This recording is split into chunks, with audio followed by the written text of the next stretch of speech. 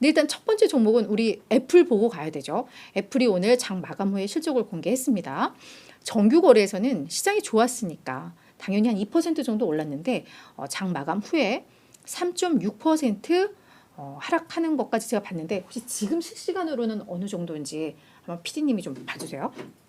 제가 확인했을 때 3.6까지 떨어지는 게 나왔는데 실적은 나쁘지 않았습니다. 매출에 예상치 웃돌았어요. 다만 전년 대비 또 1% 매출이 줄었습니다. 그러면서 지금 작년 4분기, 이번 얘네가 2024 회계연도 4분기 실적이거든요. 그게 지금 그래서 작년 4분기부터 해서 지금까지 4개 분기 연속 역성장한 것으로 나왔습니다. 지금 몇 %예요? 제가 여기서 안 보여. 지금 시간에서 마이너스 2.74% 내렸습니다. 한 마이너스 2.8 정도. 네, 그러니까 아직까지도 그 약세 흐름은 이어지고 있는 뭐 그런 상황인 것 같아요. 근데 낙폭을 제가 봤을 때보다 좀 줄이기는 했네요. 그렇죠? 그래서 일단 매출이 예상치를 웃돌았지만 4개 분기 역성장. 지금 애플은 성장성에 대해서 시장에서 우려를 하고 있잖아요. 그래도 이 애플 성장 기업이었는데 이 성장 모멘텀 둔화되면 어떡하지? 그 우려가 있었는데 지금 4개 분기 연속 역성장을 하면서 거기에 있어서는 이제 우려가 되는 대목이고요.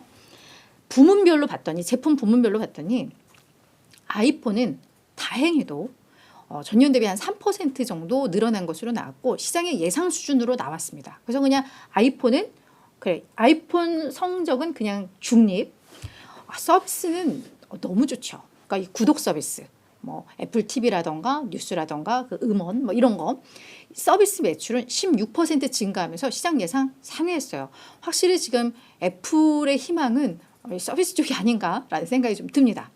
다만 이제 나머지 하드웨어들이 완전 다 죽을 썼습니다. 맥 33% 매출 감소했고 아이패드 10% 감소했고 이 애플워치 같은 웨어러블도 3% 감소하면서 모두 다 시장의 예상보다 부진하게 나왔습니다. 물론 이제 맥 신상품이 나오죠. 그렇게 되면은 아마 다음 분기에는 맥은 그래도 좀 괜찮을 거야라고 애플 측에서 이야기를 했는데 일단 당장 이 실적에 있어서는 매우 좀 부진하게 나왔습니다. 자, 그리고 EPS도 예상치를 웃돌았고 총 마진도 예상보다 좋았으니까 그래도 수익성은 좋았다. 근데 이게 아마도 이 서비스 쪽에서 많이 좀 기여를 하는 게 아닌가라는 생각이 듭니다. 아이폰과 관련해서 이제 회사 측에서 이야기를 합니다. 우리 아이폰 1호 지금 뭐 수요에 대한 우려들이 좀 많이 있는데 초기 성과 견조해. 그리고 요 4분기 실적에는 아이폰 1호 효과가 한 일주일밖에 반영이 안 됐어요. 그래서 아이폰 15의 요 진정한 성과는 다음 분기에 반영이 될 거예요. 그래서 일주일밖에 반영이 안 됐지만 그래도 우리가 같은 기간 아이폰 14 초기 성적과 아이폰 15의 초기 성적을 비교했을 때 아이폰 15가 오히려 더 나아라고 이야기를 하고 있고요. 특히나 고급 모델, 고가 모델이죠. 아이폰 15 프로와 프로 맥스 이 수요는 훨씬 좋아. 전체 아이폰 15보다 이 고급 모델의 수요는 더 좋아. 이게 이 수요를 따라가지 못할 정도야 라고 이야기를 하면서 아이폰 15 우리 괜찮아. 시장 우려할 만큼 나쁘지 않아. 좋아. 라고 이야기를 하고 있습니다. 다만 지금 신경 쓰이는 것은 중국 시장에서 화웨이와 아이폰 15의 경쟁에 있어서 누가 더 위에 있느냐라는 부분이잖아요. 근데 하필 지역별 또 이 매출이 나왔는데 중하권, 범중하권 매출이 전년 대비 한 2.5% 감소한 것으로 나왔어요. 그러니까 중국, 대만, 홍콩 뭐 이런 범중하권. 그래서 여기에서도 시장에서는 조금 우려의 시선을 보낼 수밖에 없죠. 그래서 이런 것들이 좀 맞물리면서 오늘 주가가 시간에서는 하락을 하고 있다. 그리고 보유 현금도 전분기와 비교했을 때 한 44억 달러가 줄었다. 이런 부분들이 다 좀 부담이 되고 있죠. 그러면서 애플 주가 시간에서 좀 빠지고 있는데 관련해서 아마 월가 보고서 많이 나올 거예요. 그러면 저희가 아마 월요일 날 또 주목 이 기업에서 조금 더 구체적으로 다뤄볼 수 있으니까 오늘 실적은 이랬고 그에 따른 시간의 거래 이렇다 이렇게 정리를 하시면 될 것 같아요. 그래서 혹여나 오늘 이제 밤에 열리는 금요일장이 지금까지 너무 많이 올라서 혹시라도 조정을 받게 되면 이 애플의 조정은 시간의 거래보다 조금 더 강화될 수 있는 뭐 그런 국면이고 다행히 금요일장도 미국 증시가 잘 선전을 해준다면 이 애플 주가가 그래도 좀 방어가 될 텐데, 그래서 오늘 장의 흐름이 좀 중요할 것 같아요. 그죠? 그래서 그런 것들 참고를 하시면서 이제 금요일장 준비를 하시면 될 것 같습니다. 자, 두 번째는 스타벅스입니다. 스타벅스 10% 주가 급등했습니다. 스타벅스는 뭐 다 아시죠? 세계 1위의 커피 프랜차이즈 운영 기업인데 실적 좋았어요. 전년 대비 매출액이 11% 증가하면서 94억 달러, 시장 예상은 93억 달러였으니까 우리나라 돈으로 한 1,300억 원 정도 웃돌았죠. 그리고 세계 시장의 동일 매장 매출 성장률이 8%를 기록을 했습니다. 괜찮았어요. 그리고 지금 중국에 대해서도 스타벅스도 많이 우려하잖아요. 에스티로더와 스타벅스는 중국 매출 비중이 매우 중요하기 때문에 이 중국에 따라서 영향을 받는 또 기업들로 딱 스타벅스, 에스티로더 이렇게 탁탁탁 나오는데, 어제 에스티로더는 다소 부진했던 것과 달리 스벅은 나쁘지 않아요. 그래서 중국에서도 동일 매장 매출 성장률 5% 늘어났고, 고객 트래픽, 그러니까 방문 고객 수는 오히려 8%나 늘었다. 근데 아마도 비싼 음료보다는 조금 싼 음료를 먹었나 봐요. 그러니까 트래픽 늘어난 거에 비해서 매출 성장률이 조금 둔한 걸 보면, 그렇죠? 이제 그런 게 확인이 되고, 세계 시장으로 봤을 때는 고객 트래픽은 3% 늘었는데 매출 성장률이 8%니까 그 가을 계절 음료 같은 거 있잖아요. 비싸게 나오니까 그게 좀 많이 팔렸다라는 뭐 그런 이야기가 있습니다. 그래서 하여튼 매출 괜찮았고, 중국도 견고했고, EPS도 시장 예상 웃돌았습니다.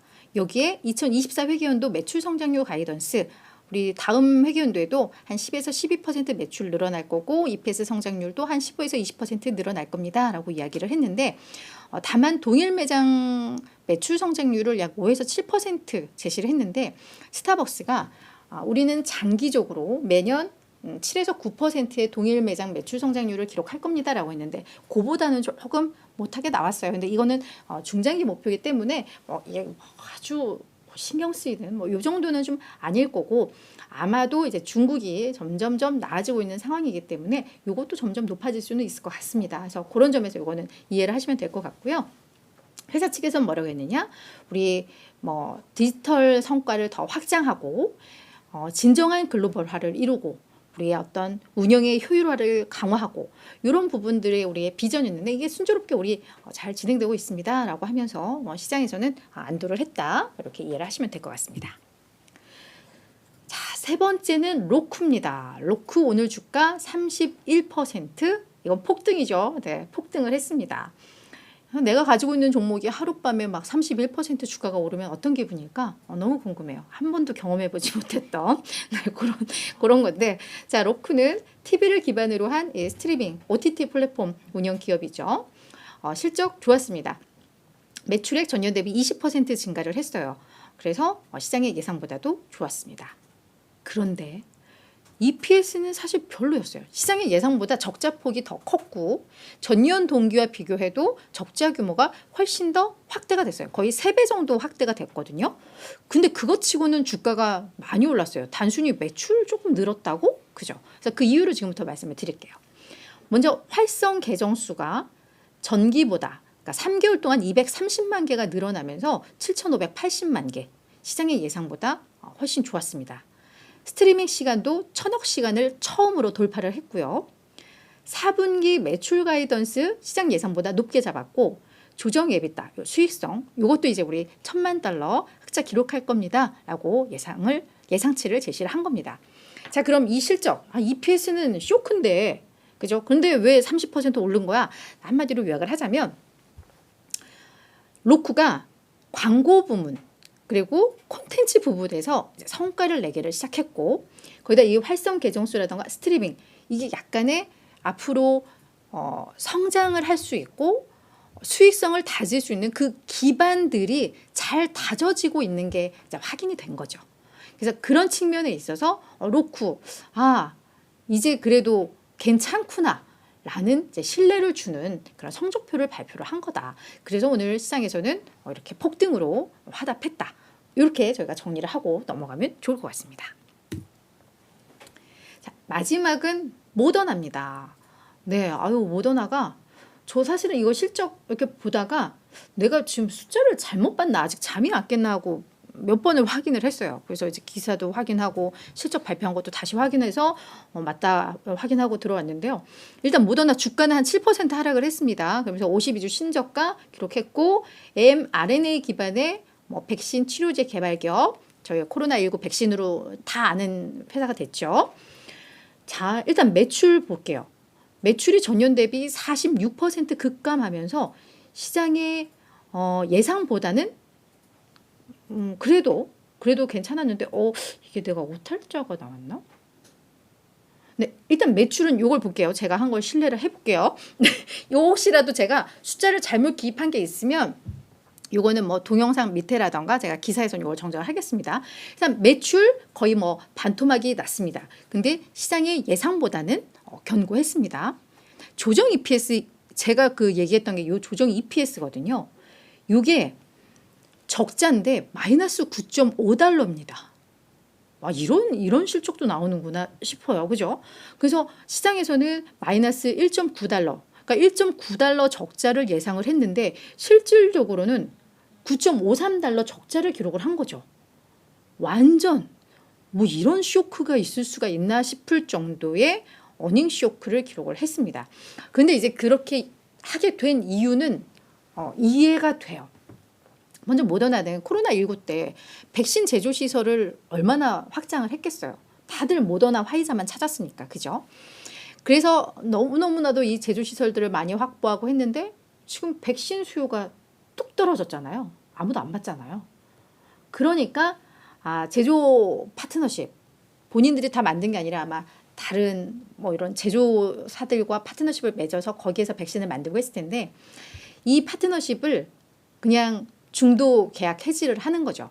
그러려면 수수료를 내야 되잖아요. 그래서 이런 제조 파트너십 종료에 따른 그런 수수료 지급 그리고 이 백신은 1년, 2년 그냥 들고 있다고 되는 게 아니잖아요. 이게 유효기간이 있으니까. 그러면서 또 폐기하는 것들 뭐 이런 것 때문에 재고 상각 비용 이런 게 상당히 많이 들면서 적자가 상당히 좀 심각했다라고 이야기를 하고 있습니다.